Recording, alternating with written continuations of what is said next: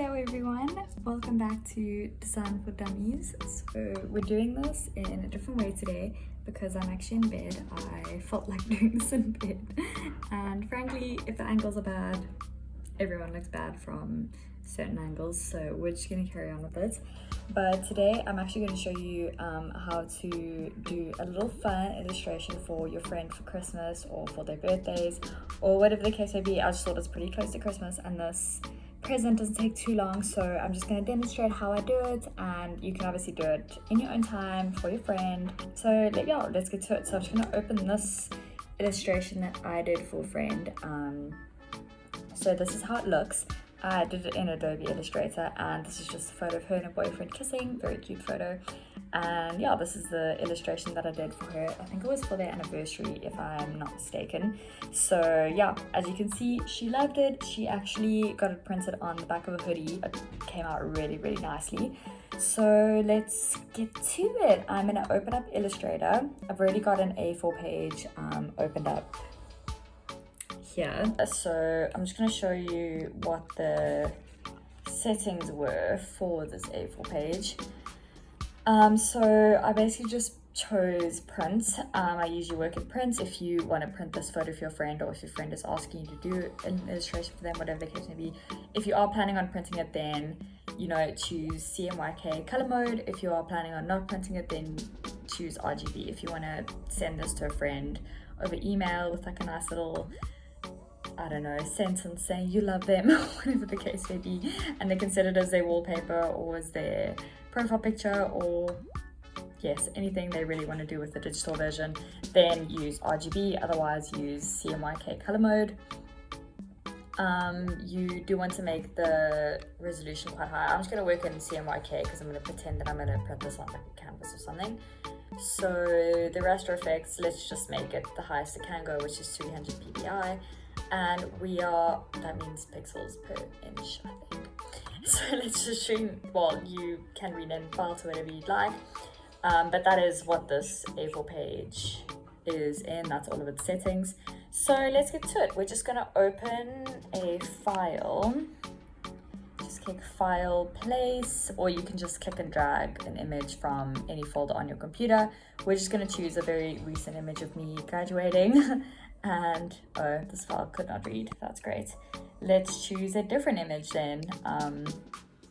Let's choose this one. Yeah, fun fact, iPhones, don't know why, but the file format that my iPhone puts the photos into is like an HEIC format, and I don't even know what that is, but yeah, doesn't work with Illustrator. It only works with Photoshop. None of our apps also doesn't work with them. But anyway, so you're gonna place your little image over here. Also depending on how big you want to print it or how small you want it to be, or where you want the illustration to be, that's obviously going to change the size of your document. So I just chose A4 because I assume that I'm going to print it on an A4 canvas or send it in this A4 format. But obviously just ask or assume, if you are doing a gift to someone, what they would use it for, whatever the case may be. So just keep that in mind. It's not always going to be A4, but I just prefer to do it in A4 because most images just look nice in A4, and it's a nice flexible format because it's not too small, it's not too big. So let's get started. So firstly, I grabbed the pen tool. I use the pen tool basically for all my illustrations. I just find it's easiest. And I also use the eyedropper tool. So those are the main two tools that we are going to be using, the pen tool and the eyedropper tool. And obviously in, Illustrator, because it's an illustration. So let's just zoom in, and ideally where you'd want to start is your background colors, but I'm not going to start on this background because it's quite detailed. So if it was an image like this, I would prefer to focus on the person and then maybe do like a bit of a plain background, because with illustrations, they are flat, so it's quite easy for the thing that's in focus in a photograph to get lost in the illustration if you are doing an illustration with a very detailed background. So just keep that in mind. I would probably do a plain background for this image, maybe put some flowers or patterns or whatever the event is, whatever the photo shows, just do a background according to that. So let's start. I'll just start by showing you how I drag the pen tool along paths. So you basically just want to outline whatever you want to fill in with color. So you don't have to fill everything in with color. You also are not forced to add detail to everything. So if you want, don't want to do the face of a person, then you don't have to. It'll still look nice. Often illustrations look nice no matter how you do them, but I just do them using flat colors, and I add shading with different shapes within different shapes. You'll see. But one thing with a pen tool is so I've drawn this line now from here to here, but obviously you can see here that it's making like a curve, and this side of the sash doesn't curve. So to get this little curve away and to get this little handle away, you just, on a Mac, you press Option, click, and then it takes that little curve away, and then it's a straight line again. I'm not sure what it is on Windows, but I will check and I will put it up on the screen. So yeah, then we're just gonna keep dragging a line. Sometimes the curve works in your favor, sometimes it doesn't. But yeah, that's more or less the sash. So then I'm going to, my workspace is wrong first. Oh no, it's not wrong. It's not wrong, never mind. So this image, I'm just gonna make this see-through. We'll have it no full. And then click on the eyedropper tool and then click this beautiful yellow here. So yeah, see, then shape makes that yellow. Also, what makes things a lot easier is putting things on different layers, putting different lines and different objects on different layers so that you can choose what goes behind and what goes in front. So in an image like this, I would put the blue dress on the furthest, or even my skin on the furthest bottom layer, so that it sits behind everything, so that if I have to do my arm, I wouldn't have to circle this whole thing. I would just do like a very rough outline where the black falls over my arm, but I'll show you that now as well.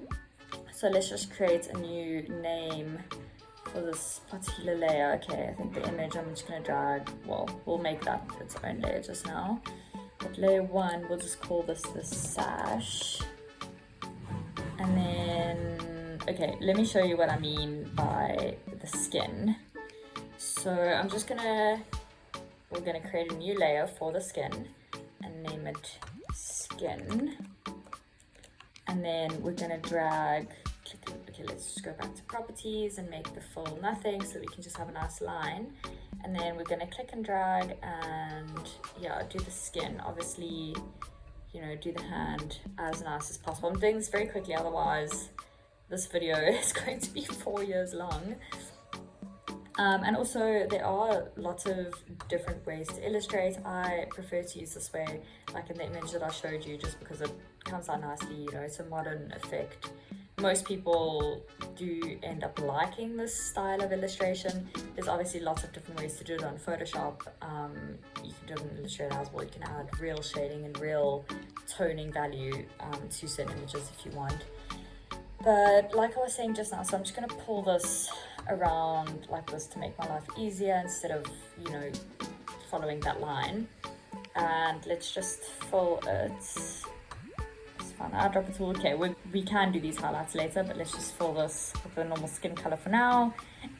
Excuse me. And then what I meant was, this is now gone under the sash one. So yeah, so this is now gone under the sash one. I meant to put it in the skin layer, but we'll just drag it into the skin one. So now the skin is that layer. So what I meant was where you can arrange the layers so that you can put other layers on top of other layers. I said that very badly, but let's just put the skin right at the bottom. Let's just create an image layer, and obviously the image layer is going to be at the back. You can also change the color of the layers, which is great. So we're going to put that one right at the bottom so that the image layer is back. So it's image, skin, and then sash, which we want. So let's create one new layer, and then we're going to make this layer the gown. And then I'm going to show you how it overlaps on the skin so that you can't see this, but you see the outline of the original arm. So we're going to make this one the gown layer. And then grab our pen tool again, make the full nothing. And then Oh, let's just hide the skin layer so that we can see where the gown is. And then this one you'd obviously have to outline properly because it's going over the skin layer. So let's just do this. It doesn't really matter if it's skin color because this is just for tutorial purposes. So I will take the skin color off now. Okay, but this is just a very rough outline just to show you what I mean. Okay, and then let's make this full just black. So basically what I meant, so let's just take away the gown. So the skin layer, if I reveal the skin layer, I think this arm, yeah, so this arm, it fits in the arm, but it goes over the gown just because it makes life easier for yourself.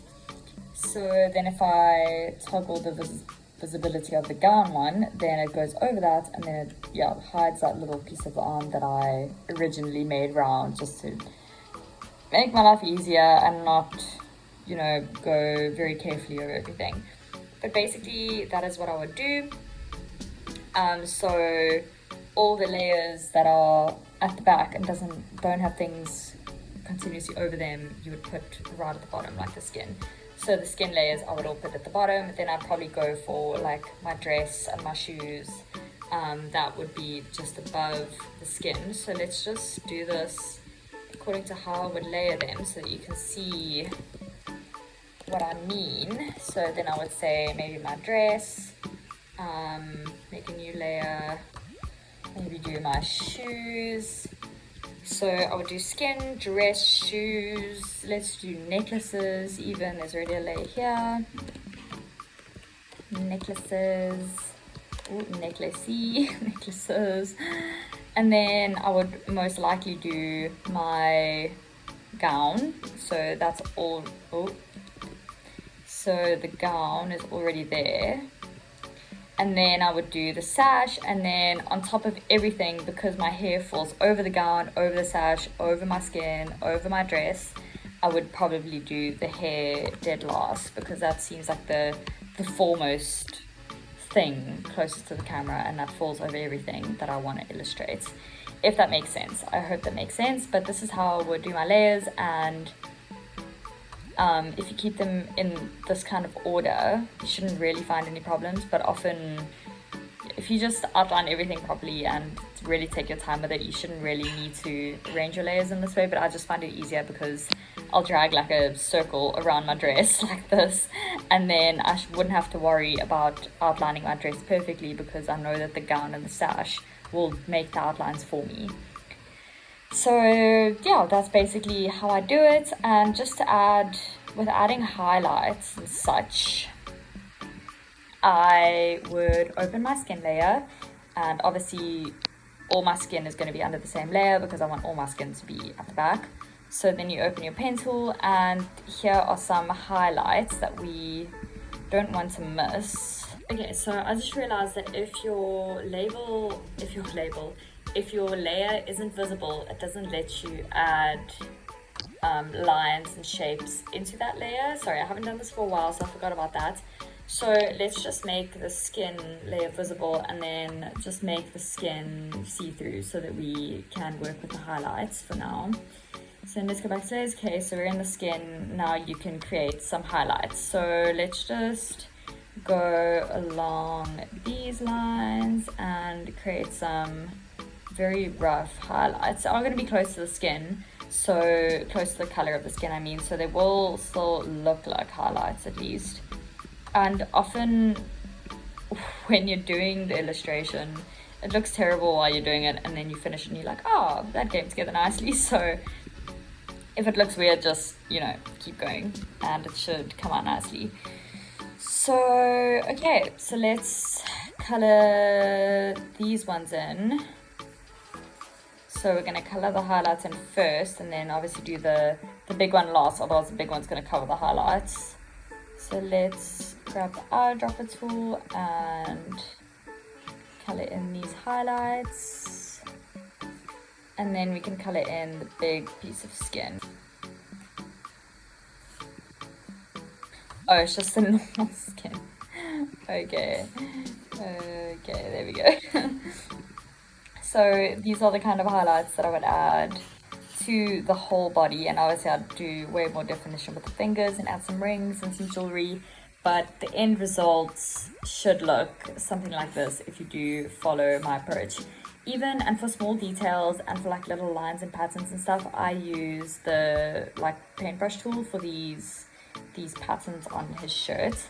And I also use the paintbrush tool for his beard and his hair over here, and for her hair strands, just to give her hair a bit more value and volume, otherwise it looked very flat. But this is kind of what you should end up with, and I think that's pretty much all I do. The layering does become a lot easier once you do your first illustration. If it is your first illustration, I would recommend not doing something too difficult because it can become a little bit irritating and overwhelming when you're playing around with layers and you realize that you've put things in the wrong layers and you haven't layered it correctly and you don't understand how to layer things. So I'd say maybe practice with a few easier illustrations, like, I don't know, of a car or of your dog, but do very flat, very solid shapes, don't do details, and then you can play around with layers and see how those work. But this is still a really great gift for someone, and even if you do want to do an illustration like I just did with the graduation, where it's just very flat, solid shapes, it will still come out looking great, and you can just add details with your brush, or with the brush tool over here. Let me just show you. But with the brush tool, say for example I want to draw in a little, let's just create a new layer. Say for example I want to draw in my hair tie, then I would just take the brush tool and just draw it in, and obviously make it look a little bit realistic. But let's just say I'm very bad with one hand. There you go, yeah. So that kind of looks like a hair tie. So yeah, that's the smaller details that you're able to do with your brush tool. But if you're going to do everything with your brush tool, it's going to take way too long, because it's really difficult to color in fully without there being like any holes or sections that you haven't colored in with the brush tool.